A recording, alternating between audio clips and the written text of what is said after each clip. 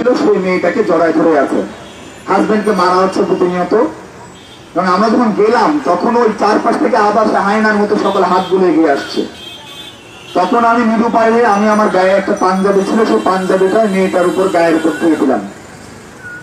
দিয়ে দেওয়ার পরে আমরা 4-5 জন হাতের ব্যারিকেডটা দিয়ে আমরা হচ্ছে ওই ছেলে আর মেয়েটাকে নিয়ে ওই কন্যার পর্যন্ত যাচ্ছি। আমরা এমনও আওয়াজ শুনতেছি ভিডিও কর, এই দৃশ্য পাওয়া যাবে না মানে মানুষের মুখ থেকে। তো এরকম যাচ্ছি আমরা হাত ব্যারিকেড দিয়ে যাচ্ছি, ওই ব্যারিকেড দিয়ে যে যাচ্ছি তার মধ্যে থেকে মানুষ এই হাত ঢোকানোর সুযোগ নিচ্ছে। যাওয়ার পরে তাকে রিক্সায় তুলে দিলাম, তুলে দিয়ে তাকে রোকেয়া হলে নেওয়া হলো। রোকেয়া হলের পরে ওখান থেকে সে ধানমন্ডি শঙ্করে গেল। মেয়েটার পরিচয় আমি জানতে পারিনি বা সে ওটা প্রকাশ করতেও চায়নি, কারণ সেই মেয়েটা যদি আজকে সুইসাইড করে সেখানে আমি মানে অবাক হবো না। এবং এই ঘটনার পরপরই আমরা ওখান থেকে এখানে আসলাম। এসে আমরা তখন যখন একটা ঘটনা দেখলাম, একই সঙ্গে তখন আমরা 3-4টা স্পটে এই ঘটনা ঘটছে। আমরা একদম গোল মব দেখছি, মানে আমরা ধরে নিচ্ছি যে ওইখানে একটা মেয়ে মাঝখানে আছে। আমরা দ্রুত যে আমরা দুজন পুলিশকে বললাম আপনাদের আশেপাশে যে পুলিশগুলো আছে দ্রুত ফোন দেন, কারণ আমার ফোন থেকে যাচ্ছে না, কোনো ফোন যাচ্ছে না, আমি আমার কর্মীদের ফোন দিতে পারছি না, প্রক্টরকে ফোন দিতে পারছি না। তো তারা দাঁড়ায় আছেন, কিছুক্ষণ পর দুটো লাঠি নিয়ে দাবড় দেন। দাবড় দেওয়ার ফলে আরো যে জিনিসটি হয়, মেয়েগুলো আবার পড়ে যায়, পড়ে গেলে ওই মেয়ে যে পড়ে গেছে ওই মেয়ে থেকে ঘুরে আবার একটা মব তৈরি হয়। ইতিমধ্যে আমাদের আরো 6-7 জন কর্মী চলে আসেন, নেতা চলে আসেন। তো আমরা 7-8 জন থাকি, এর মধ্যে 2-1 জনকে ধরে আমরা তখন বলি কি আমাদের ছেলেগুলো মারতে যায়। আমি বলছি মারার সময় নেই, একে মারতে গেলে আমার ওই পাশে আর একটা মেয়ে লাঞ্ছিত হবে, একে দ্রুত পুলিশের ধারে দেওয়া হবে। তো আমরা পুলিশের ধারে দিয়ে এভাবে 4 থেকে 5 জনকে পুলিশের ধারে করে দিই। পরে শুনতে পেলাম সকলকে ছেড়ে দেওয়া হয়েছে। তো এখানে দেখি আর একটা মেয়ে, যেটা হচ্ছে খুবই মানে দুঃখজনক, লজ্জাকর, মানে সত্যতার জন্য লজ্জাকর। একটা মেয়েকে আবার সেই ওই জায়গাটা ওই জায়গাটাতে গোল হয়ে আছে সকলেই, মেয়েটা চিৎকার করতেছে। চিৎকার করতে করতে দেখি আমরা আবার, তখন আমার হাতে একটা বাঁশ ছিল, এই বাঁশটা নিয়ে আমার বাড়িতে ওই জায়গাটা যখন ফাঁকা করি, ওই মেয়েটাও বিবস্ত্র, মানে সে জামা কাপড় ছেঁড়া ধরা এবং সে অজ্ঞান হয়ে গেছে। দুঃখের ব্যাপার হচ্ছে সে যে অজ্ঞান হয়ে গেছে, তাকে যে ছেলেটা জড়া ধরে আছে তার যে সঙ্গী, এই ছেলেটাকে অবনীতভাবে মারা হচ্ছে এবং অজ্ঞান হয়েছে, তার উপর মাথার উপর পায়ের পাড়া পড়তেছে। এর মধ্যেই তার উপর পাশবিক যৌন নির্যাতন চলছে। এক পর্যায়ে তখন কিন্তু আমি মানে ইতিমধ্যে আমার 1 ঘন্টা স্ট্রাগল হয়ে গেছে, আমার গায়ে আর বল নেই। আমি 1 ঘন্টা ধরে এইভাবে করছি, আমি কত করবো আর পাচ্ছি না। এক পর্যায়ে পড়ে যাই, ওইগুলো সরাতে যেয়ে পড়ে গেলে আমার উপরেই লাঠি ইটি আসে, আমার হাতের উপরেই পাড়াটা আসে। তখনই আমার হাতটা ভাঙছে, তখন আমি টের পাইনি আমার হাত ভাঙছে। তখন আমি ওদেরকে উঠাই, আমাদের আরো 3-4 জন দৌড়ে আসে, ওদেরকে উঠাই এই পাশে আনি, এনে সিএনজিতে উঠাই দিয়ে চলে যাই। ঠিক আবার এইখানে আর একটা ঘটনা ঘটে, একটা বাচ্চা, তার সঙ্গে তার মা এবং তার সঙ্গে তার ভাই। সে মহিলাটা বারবার বলছে যে আমার সঙ্গে আমার বাচ্চা আছে। সে বাচ্চার সামনে সেই মহিলাটাকে শ্লীলতাহানি করা হয় এবং অসংখ্য ঘটনাগুলো ঘটে এবং 3-4টা গ্রুপ, 15-20 জনের 3-4টা গ্রুপ এই ঘটনাটা ঘটায়। এবং আমি শুধু এতটুকু কথাই বলবো, এই আইল্যান্ডে অনেক লোক দাঁড়িয়েছিলেন, বিশ্বাস করবেন না আমি সকল লোককে ডাকতে ভয় পাচ্ছিলাম, কারণ আমার মধ্যে তখন এমন একটা ভয় প্রবেশ করছিল, ওই লোকজনকে যদি ডাকি ওরা না সেই যৌন নির্যাতনের সঙ্গী হয়ে যায়, আমি এমন ভয় পাচ্ছিলাম এই দৃশ্যগুলো দেখে। তো তারপরে আমরা মানে আমার হাত ভেঙে যায়, কিছুক্ষণ পর আমার হাত খুলে ওটা নড়াতে পারি না। তখন আমি ইতিমধ্যে মাথা ঘুরে পড়ে যাই। আমাদের তখন আরো কর্মীরা চলে আসে সংবাদ পেয়ে। 6:30টার দিকে কিছু পুলিশ আসে, আসার পরে যখন মানে তখন 1.5 ঘন্টা হয়ে গেছে, ঠিক এইখানে সিসিটিভি ছিল, এই প্ল্যাটটাতে সিসিটিভি ছিল, এই লাইট দুটো বন্ধ ছিল, ওইখানে সিসিটিভি ছিল। এবং সবচেয়ে হাস্যকর জিনিস হচ্ছে এখানে ঠিক এই দেয়ালটার পাশে যে টিএমপি সেন্ট্রাল কন্ট্রোল বুথ ছিল,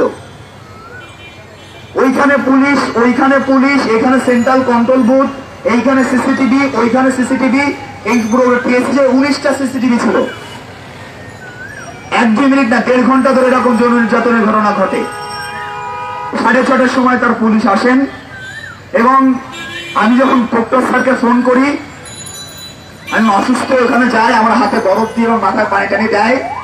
ইতিমধ্যে সিচুয়েশন কিছুটা কন্ট্রোলে আসে।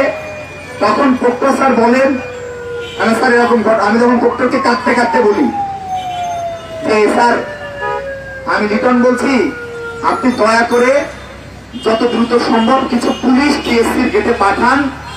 এখানে কিছু মেয়ে হয়তো মারা যাবে, অনেক মেয়ে ধর্ষণের শিকার হবে, আপনি দ্রুত কিছু মেয়ে পাঠান, কিছু পুলিশ পাঠান।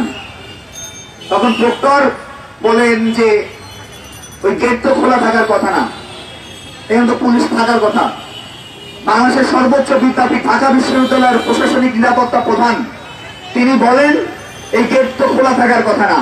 তিনি সারাদিন জানেন না এই গেটটা খোলা না বন্ধ, তিনি জানেন না এই গেটে পুলিশ আছে কিনা। আমরা যাওয়ার পরে 7:30টার দিকে আমি যখন মেডিকেলে যাই, তখন আমাদের ছাত্র ইউনিয়ন ঢাকা বিশ্ববিদ্যালয় সংসদের সাধারণ সম্পাদক তুহিনকান্তি দাসের নেতৃত্বে আমাদের কিছু ছেলেপেলে প্রক্টরের সঙ্গে দেখা করতে যায়। তখন 7:30টা বাজে। ঘটনাটা শুরু হচ্ছে 5:30 থেকে 7টা পর্যন্ত। 7:30টার সময় যখন প্রক্টরের কাছে যাওয়া হয়, দেখা যায় যে প্রক্টর তার কম্পিউটারে দাবা খেলছেন এবং তার ক্যাম্পাসের এই অভ্যন্তরে এরকম যৌন নিপীড়নের ঘটনা ঘটলো। দেখা যায় প্রক্টর দাবা খেলছেন এবং প্রক্টর একটা কথা বলেছেন, আমি ওখানে যেয়ে বা কি করতে পারতাম। আপনি যদি যেয়ে বা কিছু করতে পারতেন না, তাহলে আপনি এই প্রশাসনের এই চেয়ারে কেন বসে আছেন? আপনি এখানে বসে থেকেও তো কিছু করতে পারছেন না। আপনি এখানে এসে যদি না করতে পারেন, চেয়ারে বসে তো কিছু করতে পারছেন না। আপনি কি করতে পারেন? আপনার টিম কি করতে পারে আমরা জানি না। প্রক্টর এবং প্রক্টোরিয়াল টিম ফুলা রোড থেকে মানুষের পকেটে ইয়াবা ভরে দিয়ে জোর করে 10,000 টাকা নিতে পারে।